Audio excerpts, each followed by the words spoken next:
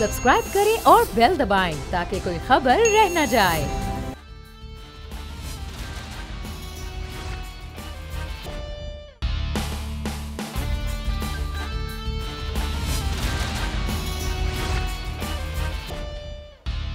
अस्सलामुअलैकुम। The special report with Mudassar Iqbal के साथ हाजिर खिदमत है। नाज़रीन, 56 साल हो गए यौम दिफा पाकिस्तान और हर साल हम इस बात के आज़म का अदा करते हैं कि पाकिस्तान का दिफा मजबूत हाथों में है। गुज़श्ता रोज़ भी 6 सितंबर की याद को ताज़ा करते हुए हमने बर्री अफवाज के हवाले से प्रोग्राम में गुफ्तगू की, पाक फ़ज़ाइया के हवाले से भी गुफ्तगू की, लेकिन 7 सितंबर को अब बुनियादी तौर पर यौम फ़ज़ाइया के तौर पर माना और जाना जाता है। 6 सितंबर 1965 जब पाकिस्तान की फ़ज़ाई जो एक ताकत है, जो क़ुव्वत है, वो इस कदर ज़्यादा न थी, लेकिन 1965 में जब इस क़ुव्वत को आज़माने की कोशिश की गई भारत की जानिब से, तो इतना भरपूर जवाब मिला कि पहले 2 से 3 रोज़ के बाद भी एक दुबके हुए दुश्मन की तरह भारत की फ़ज़ाइया वो बैठी रही।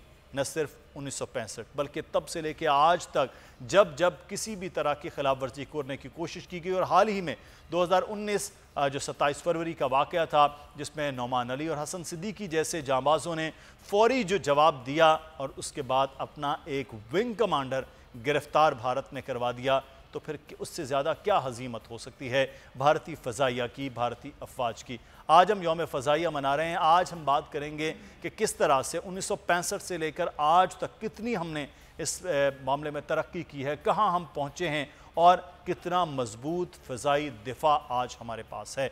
हमारे साथ हमारे मेहमान मौजूद हैं, किसी तारुफ के मोहताज नहीं। पाकिस्तान एयरफोर्स को बड़े ज़बरदस्त तरीके से सर्व किया एयर मार्शल रिटायर्ड शाहिद लतीफ़ साहब हमारे साथ मौजूद हैं, और एयर मार्शल रिटायर्ड हमारे साथ शहजाद चौधरी साहब होंगे।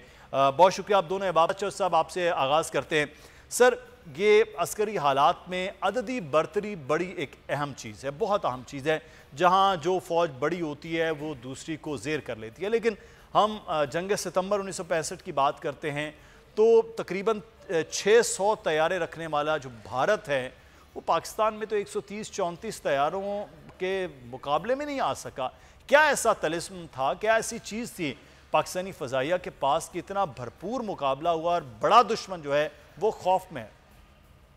जवाब ये है कि पाकिस्तान एयरफोर्स एक तो रिवायती तौर पर जब से पाकिस्तान बना है उस वक्त से लेके अब तक एक ज़ाती महारत जो है, ये इनके लिए अपनी पेशा वाराना महारत, ये इनके लिए इनके तमाम पायलट्स के लिए, इनके तमाम इंजीनियर्स के लिए, कंट्रोलर्स के लिए, रेडार कंट्रोलर्स के लिए, ये सब एक इंतहाई दर्जे की अहमियत रखती है।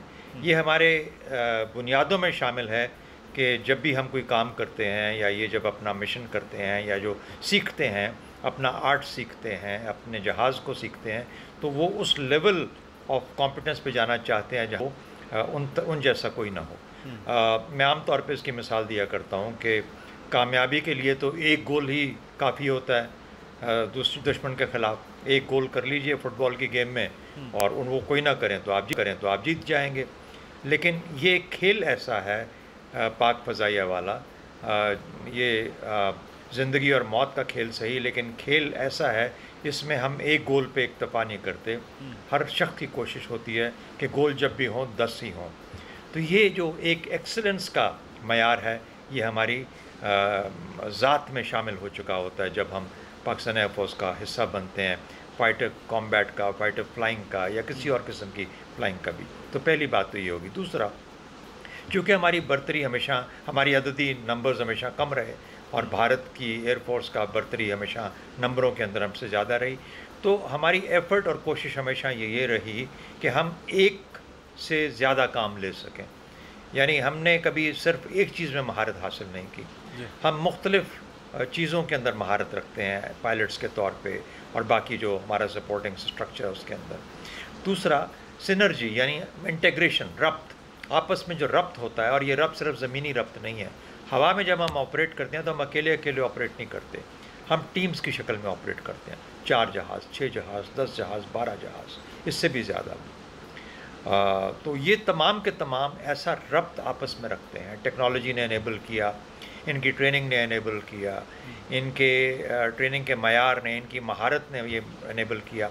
इस किस्म का ये रखते हैं रब्त रखते हैं कि ये 1 और 1 11 बन के निकलते हैं, 1 और 1 2 नहीं होते।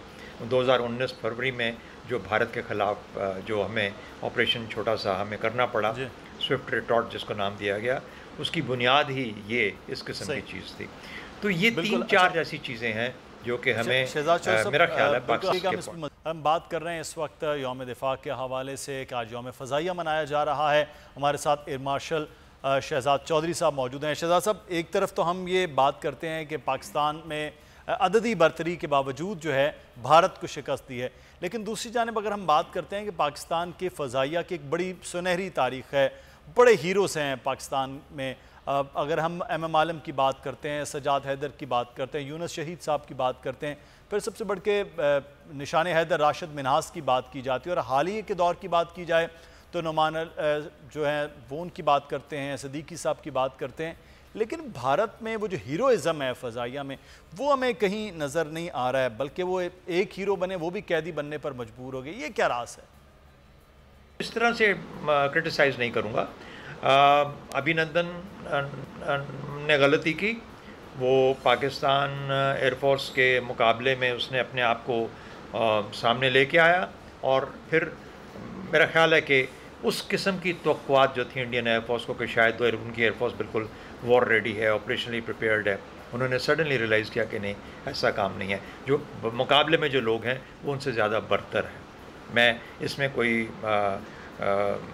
गरूर की बात नहीं है, ये एक प्रोफेशनल प्राइड की बात है, और प्रोफेशनल प्राइड के अंदर बेइंतहा सालों का ये एक शामिल होता है खून पसीना, उसके बाद आप यहाँ पहुँचते हैं। हमारी ट्रेनिंग रियलिस्टिक ट्रेनिंग होती है, हमारी ट्रेनिंग ऐसे नहीं होती कि आप तो हम हर मिशन जो हमारा है वो ऐसा है जैसे हम जंग पे जा रहे हैं, पीस के अंदर भी, अमन के अंदर भी। अमन में भी हर मर्तबा जब हम जहाज़ पे बैठते हैं तो बेवजह नहीं बैठते, उसका मकसद जंग की तैयारी है। ये हकीकतन जंग की तैयारी के लिए हम उठते और जाते हैं, फ्लाइंग करते हैं, रोज़ का रोज़, 2 दफ़ा जाएँ, 4 दफ़ा जाएँ, 3 दफ़ा जाएँ, 1 मरतबा जाएँ। हर मिशन जंग की तैयारी है, और हम जंग की तरह ही लड़ते हैं। हम जब दुश्मन हम ही में से कोई दुश्मन बन जाता है, और हम ही में से कोई पाकिस्तानी तो सारे होते हैं, लेकिन ये पाकिस्तान बन जाता है, एक दुश्मन बन जाता है, तो हम दुश्मन को मारने में, और हमारे यहाँ ये जहाज़ों में ये तरीका है कि हम इंडिकेट क्या बल्कि उसका रिकॉर्ड आ जाता है कि मैंने इसको किल कर दिया। तो ये निज़ाम पूरे का पूरा इस तरीके से है कि जो कि एलिमिनेट करता है दुश्मन को, हवा से, फ़ज़ा से एलिमिनेट करता है। तो ये ट्रेनिंग का ये मयार, ये तरीका, ये सोच ही हमारी, मयार कहना भी मुझे अजीब लगता है, ये सोच का अंदाज़ ऐसा है कि हम इस तरीके से बने, इस तरीके से हैं, हम दुश्मन को एलिमिनेट कर देते हैं। तो इसलिए जहाँ पर इस किस्म का ज़ौक़ व शौक़ हो, इस किस्म का अपने महारत का एक इजहार करने का तरीका हो, एक जंगी तैयारी हो, और इसमें आजकल जहाज़ों में जो कॉम्प्लेक्स फाइटर्स हैं, आजकल के F-16 है, ये बाकी जहाज़ आज इस ब्रीड के जो हैं, इनमें महारत हासिल करना आसान नहीं है। आप बहुत बड़ा जहन, बहुत बड़ा दिमाग चाहिए होता है इन चीज़ों के लिए, ताकि आपको हर वक्त पता हो कि मेरे इर्द गिर्द कौन है, कहाँ पे है। अगर आप 8-10 वो हैं और वो भी 8-10 हैं, और आप उनको रेडार्स पे देख रहे हैं, रेडार की पिक्चर, रेडार कंट्रोलर की पिक्चर, आपके दिमाग जो बता रहे हैं, आपको जो आवाज़ें सुन रहे हैं, ये सब की सब एक मरबूत पिक्चर के तौर में आपके दिमाग में एक इंस्टेंट, एक लम्हे में जम जाती है। और फिर उसके बाद आप जो मूवमेंट होती है उनकी भी, फाइटर्स और दुश्मन की भी, आपकी भी, आप हर एक को प्लेस करते हैं कि मेरा, चाहे आपके पीछे हो, आप देख नहीं रहे, लेकिन आप प्लेस करते हैं अंदाजे से कि वो इस वक्त यहाँ पे है, मुझे ये ख़तरा इतनी देर में मुझे हो जाएगा अगर मैंने कुछ ना किया, या मेरे पास सिर्फ इतनी देर है इसको मारने के लिए, ख़त्म करने के लिए। तो ये कॉन्स्टेंटली डायनामिक एनवायरनमेंट में आप ऑपरेट करते हैं। तो ये वजह है कि हमारी ट्रेनिंग चूँकि ऐसी होती है, और अगर कोई खुदा न खास्ता जब हिट हो जाता है, अगर उसके जहाज़ को मिसाइल लग जाता है, उसको जहाज़ तबाह होने का अंदेशा होता है, तो फिर ये पहली जो होती है कोशिश वो ये होती है कि पायलट की जान बचे, पायलट अपने आप को बचाए, ताकि वो एक और दिन लड़ने के लिए फिर अपने आप को ज़िंदा रखना चाहता है। तो ये इसमें राशिद मिन्हास का बेशक एक बहुत बड़ी कुर्बानी, निशान हैदर थे हमारी एयरफोर्स के वाहिद निशान हैदर, लेकिन उसकी वजह बुनियादी ये थी कि उनको ज़ाहिर है कि उनको ये ख्याल था कि उनको ले जाया जा रहा है, वो इंडिया लेके भाग रहा है, वो ज़ाहिर है इंडिया नहीं जाना चाहते थे, उनको पता नहीं था वो कि ये क्या करेंगे मेरे साथ। और फिर जाहिर है कशमकश जो थी उसके अंदर, तो फिर उनका जहाज़ ज़मीन से टकराया। अगर हम 27 फरवरी 2019 के हवाले से बात करते हैं तो मिग की जो हालत हुई वो तो हमारे सामने थी, लेकिन शहजाद साहब उसके बाद भारत राफेल जो है वो अब हासिल कर चुका है तैयारे। अब पाकिस्तान किसी भी तरह 27 फरवरी ऐसा कोई भी मिस एडवेंचर करने की कोशिश की जाती है भारत की जानिब से, तो फिर पाकिस्तान को क्या करना करना चाहिए जो पाकिस्तान कर रहा है। पाकिस्तान को अपनी तैयारी करनी है। हमें ये तो नहीं पता होता कि उसके पास क्या है। अगर मिग 21 है तो किस किस्म का है, उसमें क्या कुछ उसने इम्प्रूवमेंट कर लिया है, क्या पता तो हमें होता है। लेकिन कहने का मतलब ये हुआ कि इस किस्म की जुज़वी चीज़ों के ऊपर, जुज़ियाती चीज़ों के ऊपर अपना जहन आप डिस्ट्रैक्ट नहीं कर सकते। आपने you are taking your best, आप अपना बेस्ट लेके दुश्मन के ख़िलाफ़ जा रहे होते हैं।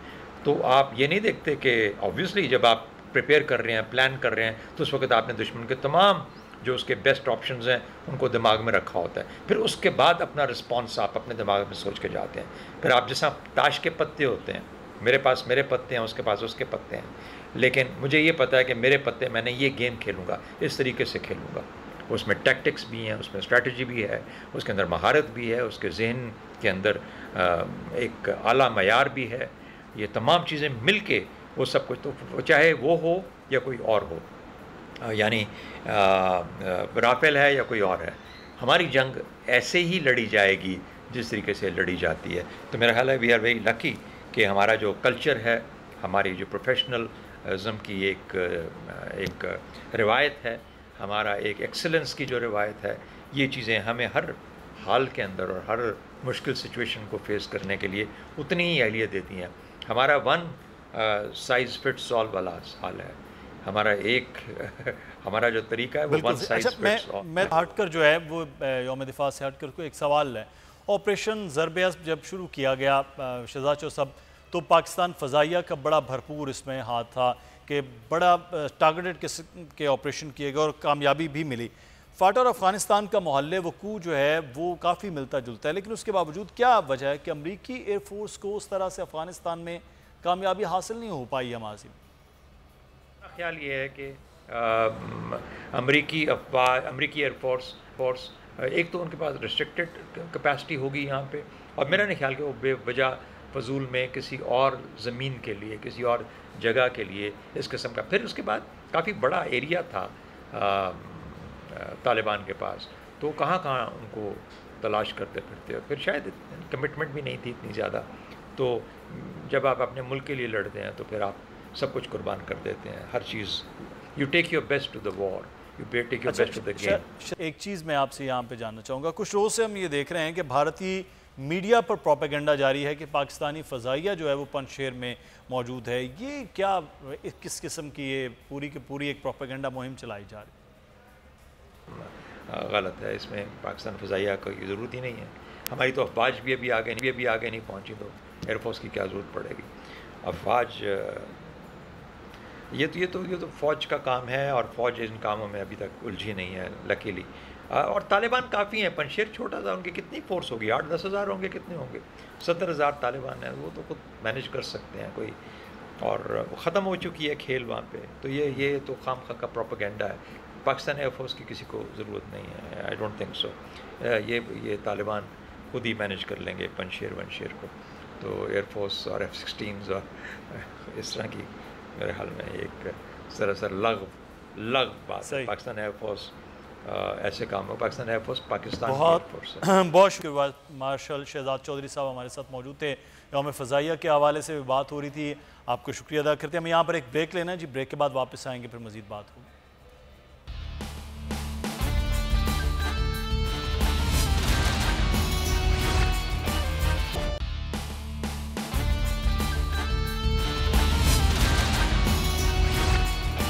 तो अब हम बात करेंगे Pakistan cricket team, Pakistan cricket board के हवाले से। एक जानिब और वर्ल्ड कप के लिए टीम अनाउंस हो रही है, दूसरी जानिब पूरी की पूरी टीम की जो मैनेजमेंट है वो चेंज होती हुई नज़र आ रही है। मिर्ज़ा इकबाल बेग साहब हमारे साथ स्पोर्ट्स एक्सपर्ट मौजूद हैं। इकबाल बेग साहब, ये अचानक दो बड़े कोचेस का यूं दस्तबरदार हो जाना, चेयरमैन PCB आए हैं, उससे पहले उनके बयानात भी, ये धचका नहीं हो सकता पाकिस्तान की टीम के लिए, ख़ासतौर पर जब आगे बड़ा टूर्नामेंट आ रहा है? बहुत बहुत शुक्रिया मुदस्सर। पाकिस्तान क्रिकेट इस वक्त बड़े नाजुक दौर से गुजर रही है। जो बीज बोया था एहसान मानी साहब ने, अब उसके काटने का वक्त आ गया है, क्योंकि मिसबाह उल हक को एहसान मानी और वसीम खान ने बनाया था पाकिस्तानी टीम का हेड कोच सितंबर 2019 में, जबकि उन्हें कोचिंग का कतई कोई तजुर्बा नहीं था।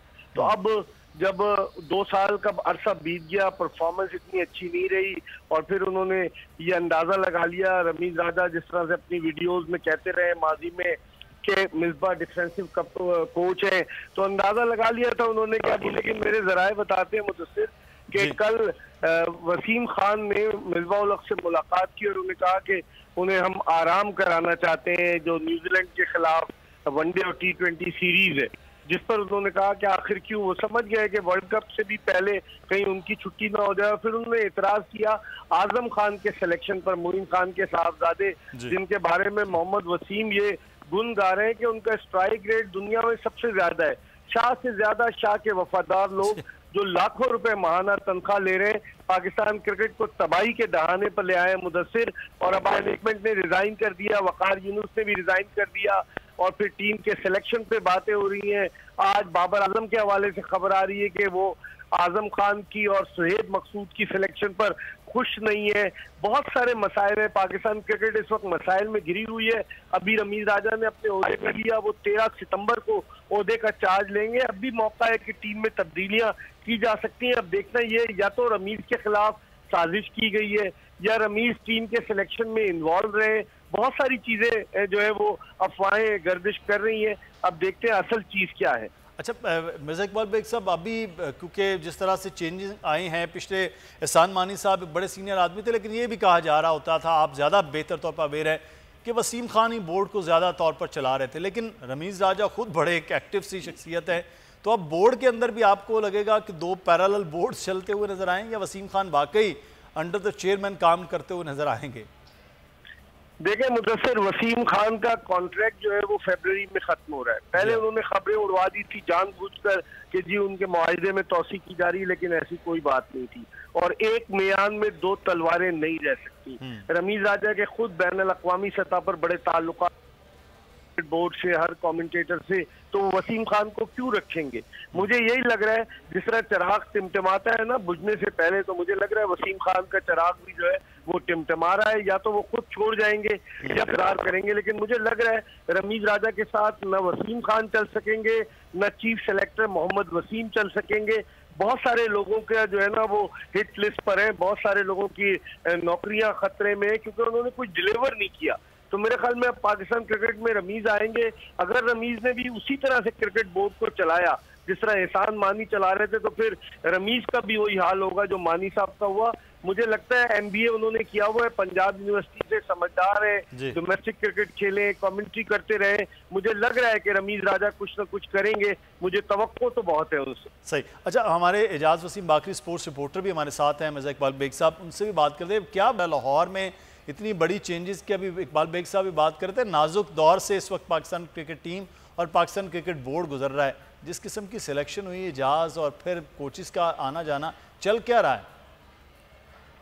मुदस्सिर, इस वक्त पाकिस्तान क्रिकेट बोर्ड के नामजद चेयरमैन रमीज राजा पाकिस्तान के वर्ल्ड कप स्क्वाड के साथ national high performance centre Lahore, जिसका पहले नाम NCA नेशनल क्रिकेट एकेडमी था, वहां पर मौजूद हैं। कप्तान बाबर आजम भी मौजूद हैं और रमीज 3 बजे पहुंचे थे। तमाम क्रिकेटर्स, क्योंकि पाकिस्तानी क्रिकेट टीम यहाँ गैदर हो चुकी है, जो कि वर्ल्ड कप का स्क्वाड है, इसने न्यूजीलैंड के खिलाफ सीरीज खेलने के लिए कल क्योंकि पिंडी चले जाना है, तो यहाँ मुलाकात की जाती है। बाकी ये खबरें जरूर आ रही हैं कि रमीज राजा और बाबर आजम का आपस में मुकालमा भी हुआ, जिस पर बाबर आजम चाहते थे कि शर्जील खान, फखर जमान, फहीम अशरफ और उस्मान कादिर, ये 4 लड़के बाबर चाहता था वो टीम में हो। और जरा ये दावा करते हैं कि जवाब में रमीज ने कहा कि सुहेब मकसूद, आसिफ अली और आजम खान जो है ये पाकिस्तान को वर्ल्ड कप जितवा सकते हैं। तो ये अब यहाँ लाहौर के अंदर ताज़ा तरीन सूरत चल रही है। ये मिर्ज़ा इकबाल बेग साहब, कोच बता रहे हैं कि ये खिलाड़ी जितवा सकते हैं, कप्तान चाहते हैं ये खिलाड़ी हों, तो ये बहुत ऊपर तक मामला चल गया है। चेयरमैन खुद दे रहे हैं खिलाड़ी, सिलेक्शन टीम दे रही है, कप्तान उनके साथ कंफर्टेबल नहीं, तो फिर ये टीमें ऐसे कैसे चलती? माजी में भी बहुत सारे ऐसे वाक़यात रहे हैं बेग साहब।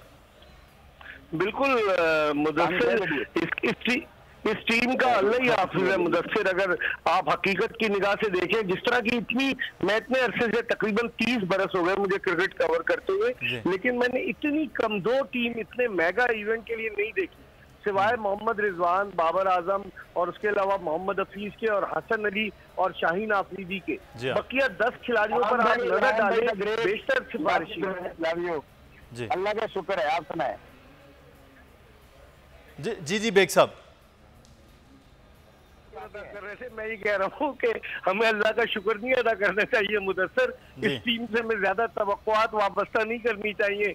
जिस तरह की ये टीम है, सिफारिश की बुनियाद पर ये टीम मुंतखब हुई है और इसका अल्लाह ही हाफिज है। अब देखते हैं कि ये टीम क्या जो कारनामे सर अंजाम देती। बहुत शुक्रिया मिर्ज़ा इकबाल बेग साहब, आपका बहुत शुक्रिया।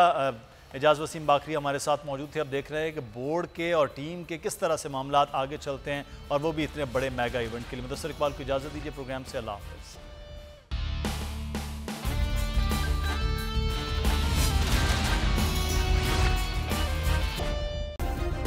सब्सक्राइब करें और बेल दबाएं ताकि कोई खबर रह न जाए।